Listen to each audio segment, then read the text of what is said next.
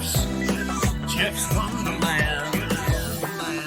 And welcome, everyone, to the 74th episode of The Wonderland, the only podcast clinically proven to provide 48 hours of continuous protection from common sense and guaranteed to be almost completely unreliable if taken seriously. Not to be used as a life preserver. Okay, yeah.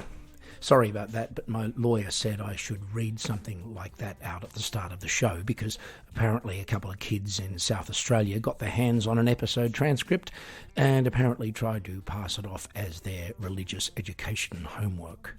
You know, it's kind of flattering on one hand, but disturbing when cutting-edge stuff like this falls into the wrong hands.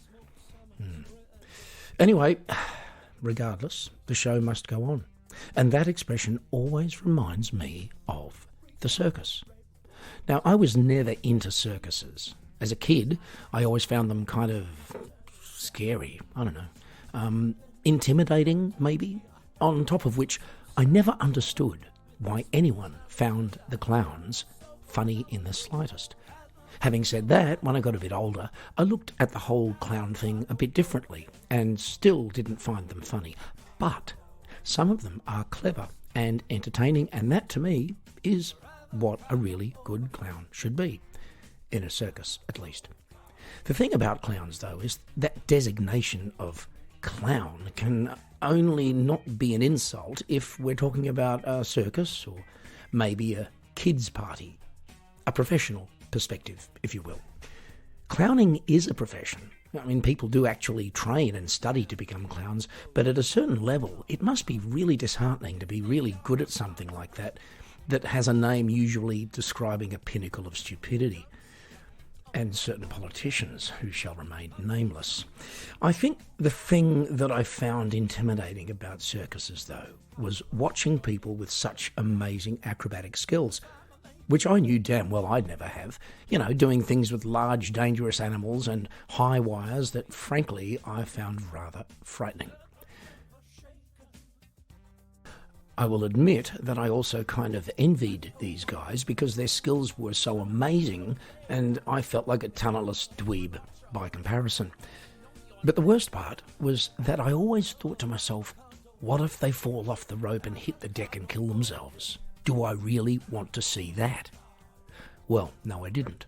But because I'd already started thinking about it, I couldn't relax, and therefore I couldn't enjoy anything else that happened. And then walking out of the circus tent, I'd feel like an idiot because everybody else is saying, oh, wow, what an amazing show. That was so incredibly entertaining and amazing, etc., etc. And the only thing I can think of is, well, thank God no one killed themselves while I was watching. Anyway, I know the circus is really popular. It's still big business, and the people that work in circuses are trained and dedicated professionals. And I guess this is a calling, isn't it? I mean, it's not the kind of job that just anybody would go for, and I'd say it's very much something that relatively few people would choose as a career.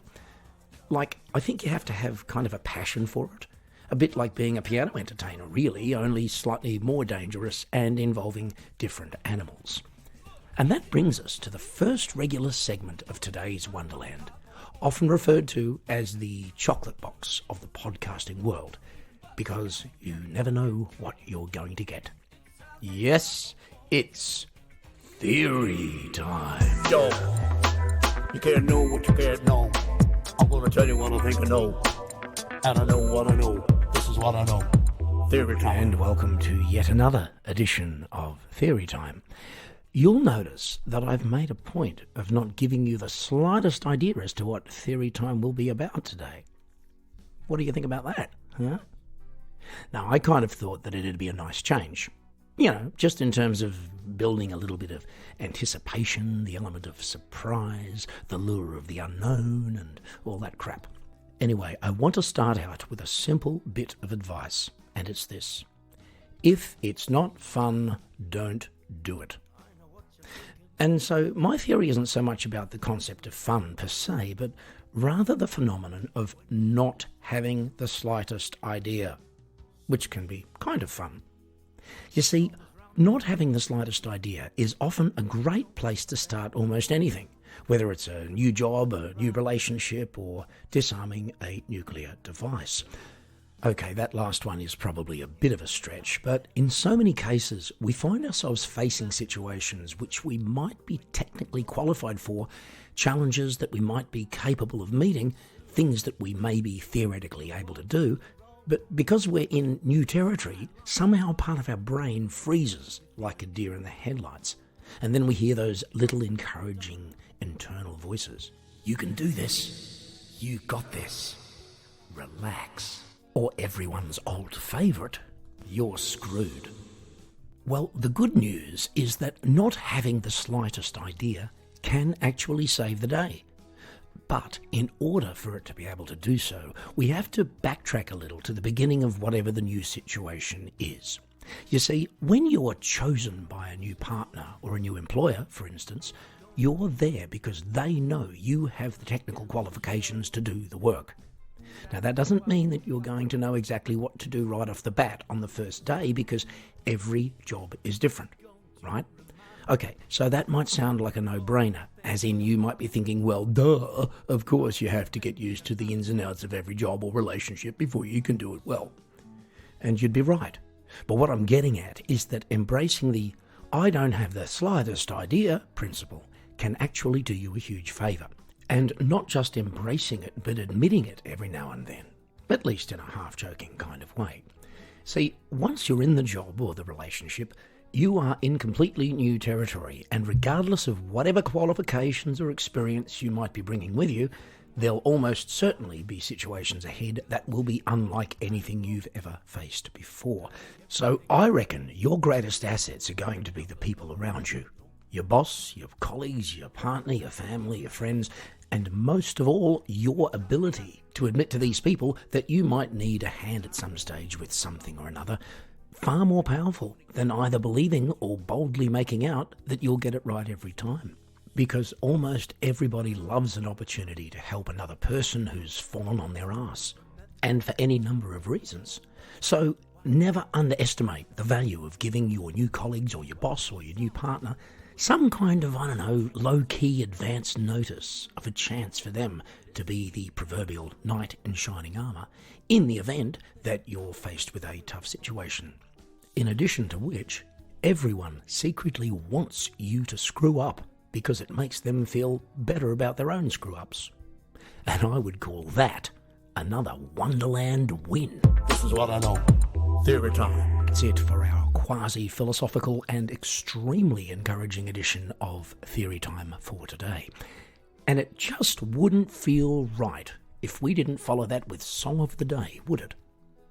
In any case, that's exactly what we're going to do. And today we are going to take a bit of a listen to a song from none other than one of Norway's finest drummers, Mr. Helge Nyheim, also a fine singer-songwriter, and this one's called Hello, Farewell. Take a listen. I wanna go home tonight. I headed with the bright city lights. I wanna go home to set things right. 'Cause all that I need is right here by my side. I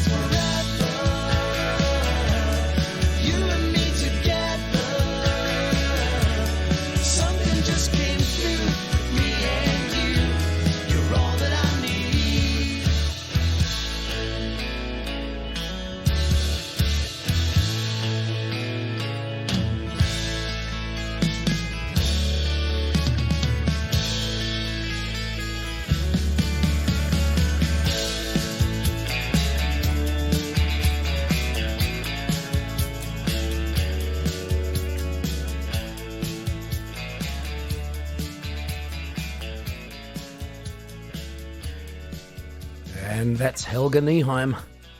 And an excerpt from Hello, Farewell from his album, The Ride Back Home. And you can check out the rest of that track and indeed all of Helga's current releases on Spotify. And now it's time for a segment which has become so popular with our regular listeners over the last few months that several are now in intensive care and actually legally barred by their insurance companies from listening to it ever again. But in our defence, let me point out that almost all of those people had pre-existing medical conditions. All right? Good. Okay, so get your flak jackets and helmets on, because here comes some more Good times with Big Geoff and Little Kev. Hey, Kev, I've got something to tell you. Okay, 3 days. Yeah. Well, no, Okay. no, Like there are always. days I have What is it nothing to tell now? you. Those are the days when you call up and I say, Kevin, I've got nothing to say, and Okay. hang up in your ear. That's I've what got that's nothing to say Yeah. today. Anyway, Yeah, fair no, enough. unfortunately, Today's not one for of you, those it isn't. days. Anyway, only about 5 or 6 months ago, we had we go. November 11, Singles Day. Singles Day. Are you? Isn't it Remembrance Day in the Are rest you of the freaking- world? Where they're, No, celebrating the end it's of a actually war. Armistice Day. you That's know? true, but it's Singles Day. Now, why they chose the end Yeah, of the war for yeah. Singles Day? Interesting observation, Kevin. Interesting observation. It is. Yeah, But look, here's the thing, interesting, huh? Kev. Single versus married. So if Singles Day has been created to encourage us to feel sorry for the plight of single people, which it was in China, actually, then why isn't there an International Married Persons Day for the same reason? Exactly, to feel sorry for Right, the married folks? people out there. People, I know. like you and I. I feel sorry I for feel- myself being married sometimes. I feel more just sorry for the person myself I'm in married to, general. but that's not really the point. Actually, it is the point. There you go. I think I Anyway, think you're look, really correct. On here's that the one. thing. Yeah, you are. Are there correct on that actually any limits to how many pointless, bloody contrived days that we're going to be subjected to? Let me give you a couple of really interesting ones, okay? Okay, here's what we've got, Kevin. All right. Husband Appreciation Day. Okay. Yeah. Now, Well, that one I think let me should tell you, stand. the That only should thing with that stand. one, Okay. it changes. The day changes every year, which sounds about right if you think about it.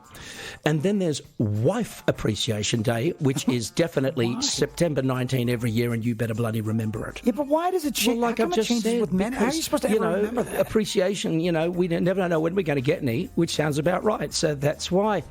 It's No, waning. Kevin, it's you fine never at know the when. moment. It's fine. There's no Exactly. the weather's fine. I don't know where you get your weather forecast from, dude. Really. Raining, Yeah. Really. Oh, waning. Yeah. I think it said raining. Right. Oh, I thought you Waning. developed a speech impediment. No, You say no, I didn't say Raining. waning. Waning. Raining. Raining. Raining. Waning. Wait. Waning. Okay. Waning. Okay. Waning. What if your name's Wayne? Wayne. Is your name Wayne? I don't think so. Then what if you're whining But Wayne? let's just Then say, you're whining Wayner. What if you're No, Wayne? What if your no, name's Wayne. Wayne? And let's say you're just doing that, being Wayne professionally. So somebody could say, "So I see you Wayning again today." Yeah, man, it's just what I do. It's who I am. There it is. Exactly. Let's move on. Okay, That's what so I do. we've got Mother's and Father's Days. They get a pass because we've had them for years. Valentine's Day, yeah, but only just because we all know that it was created Yeah, by that's Hallmark forcing it. cards. Now, it is forced, Kevin. forced. And I'll tell It's you what forced. else is forced. Can I tell you what else is forced? The German Day. No, but There's this is plenty the of thing. things, This is Geoff. true. I wonder what the it is. German Day Okay. of healthy eating. I mean, Jeez, that's a dichotomy, isn't it? What is it? Is that the right word? It's like an opposite. no, Germans no, really no. eat But the thing is, correctly, well, it'd be better if I it was the think other way so. round. What if you eat healthy food every single day? And no celebration for you, matey, right? Yeah. Exactly. Exactly. That's Why the can't whole. we have That's the whole problem with okay, this. what about a suggestion another now? one. International Day for the Disappointing Hotel Stay Experience. Why can't we have that? Seriously. No, but I'm going to give you a real one that's now, a good again, one. that the Germans have given to their people. The Germans have National Headache Day. No, National Give it to the Headache people. Day, Kevin. No, they do. They do not. So my question... my question to you, what does that Kevin, mean? is, are they trying to raise awareness? I mean, or are they worried that people aren't aware of headaches? I mean, really? Or they're just saying it's okay to have a headache I today. don't know. But here's another one. Now, this is going to tickle your International fancy. Headache Day. International Hobbit Day. So, clearly, Kevin, we are now also observing and commemorating things that don't exist. Yeah, but I do have a couple of friends that are close to being Hobbit. So that makes them feel better about their plight. Would they feel better? Feel better? So, well, I don't know. I mean, if I went up to one of my and said, friends, congratulations, Jeff, and I said, "Hey, listen, man, congratulations on International Hobbit Day." You never saw that person again. They'd say, "What do you mean?" As they look up to me, as they always do, because they're so small. They look up to me. Hey, Kevin, and then what does that mean, nothing, man? Nothing, what are you trying to tell me? Nothing. No, nothing. Okay, Kev. One more good. that I'm going to share with you because we're out of time is, and this is true. I'm not making it up. World Toilet Day. Now, this is instigated by the WTC. No, the WTO. The WTO. What is that? The WTO. Yes. The World Toilet Organization. Yes, it is. Look it up. It's true, folks. Look it up. The World Toilet Day is instigated by the World Toilet Organization. And look, honestly, Kev, and I'm not quite sure if anybody would ever admit to being the president of that one. Would they? No, you shouldn't be. I wouldn't. But it's on the 19th of November. Jeff. I mean, for those of you who give a shit. Wait, now let me. And that's all we have time for. Thanks, Kev. Good one, Geoff. Yeah, and don't forget to wash your hands. Good times with Big Geoff and Little Kev. And Little Kev and myself will return with more good times on our next episode. So stay tuned for that. Now, misophonia. Anybody know what that is? No? Well, neither did I until quite recently. But it's something that a lot of people suffer from, including many of you, I'm quite sure. I certainly do, and so do some members of my family, and they have not been shy to tell me. For those of you who haven't Googled it in the last 10 seconds, misophonia is where there are certain sounds which, for some reason, you absolutely cannot stand. I guess the most obvious example of this is the chalk on the blackboard thing, but experience has shown me that there really is an endlessly wide range of sounds of all types which are incredibly annoying and disturbing to certain people. Now, this is good news and bad news, depending on how you look at it. And we are now going to look at it through the highly polished and very expensive lens of Geoff's Thought of the Day. I was thinking about something, I think it was the thought of the day. I think it was the thought of the day. And welcome one and all once again to Thought of the Day. So many things in this life are double-edged swords, and misophonia is one of them. It was identified as a potential psychiatric condition about 20 years ago, but it isn't classified as one, at least not yet. And I actually thought there was something wrong with me a while back because my wife started mentioning the really annoying sounds that I was unknowingly making whilst eating and drinking, sleeping, breathing, driving, showering, reading, etc., etc., etc. So the really good news here for me is that I now realise that something's wrong with her, which of course is an absolute bonus. But possibly the most unfortunate example of it is when it involves the sound of somebody's voice, because a voice is something a person can't really do too much about. But there is an element of automatic regulation that this situation would bring with it, because those people who can't stand the sound of you will get as far away from you as possible, which, if you think about it, is where they belong, right? Meanwhile, those people who have no problem with your voice will be the people that will stick around. That is, until they find out that you're a complete asshole and your voice is the least of your problems. I'm joking, of course, partly. Anyway, even a super annoying voice can be used to advantage. For example, as a comic technique, such as by American actress Fran Drescher, whose Jewish New York drawl was a trademark in two of her most memorable comedy characters, namely Fran in The Nanny and Bobby Fleckman in This Is Spinal Tap.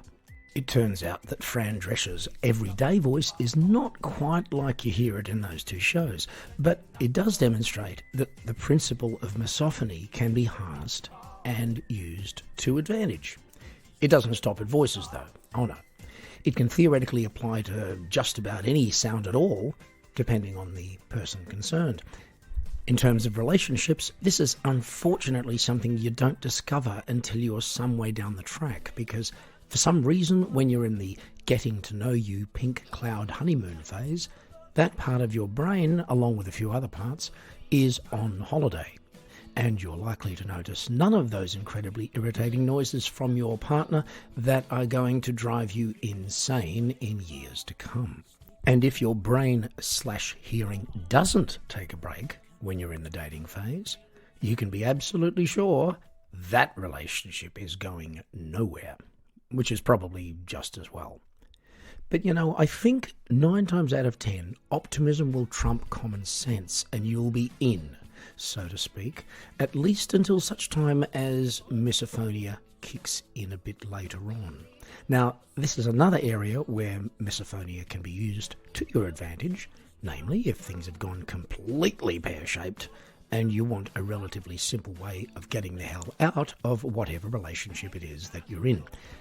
It is essential, of course, that your partner isn't deaf, because this apparently doesn't work with sign language. So, all you have to do is to identify those natural sounds that you make, which happen to be as annoying as buggery to your other half, and simply make them as often as you possibly can, whilst assuring him or her that you're really, really sorry, but it's a physiological thing and there's absolutely nothing you can do about it. Some sacrifices will need to be made, however. If it means, for example, spending a lot more time at the dinner table and gaining a huge amount of weight in the process, so be it. No pain, no gain. If it means more loud sneezing, get used to that pepper. If it means playing your large collection of bouzouki music on repeat, have at it. Although that's not so much a physiological problem as a psychological one, I think. Anyway, look, in the long run, you're probably doing everyone a favour. And you know what? I'd call that yet another Wonderland win. I think it was the thought of the day. And that's it for Thought of the Day and this week's episode 2. Thanks for listening, and remember, I'll be back with a brand new show on the Friday after next. And if you want a heads up for that, just hit the subscribe or follow button, depending on which platform you're listening on, and you'll be reminded as soon as that new episode drops. Until then, take care, remember to flush, and to try not to chew with your mouth open, and with any luck, I'll be talking at you again real soon on another indispensable episode of The Wonderland. Gonna get back to Geoff's Wonderland.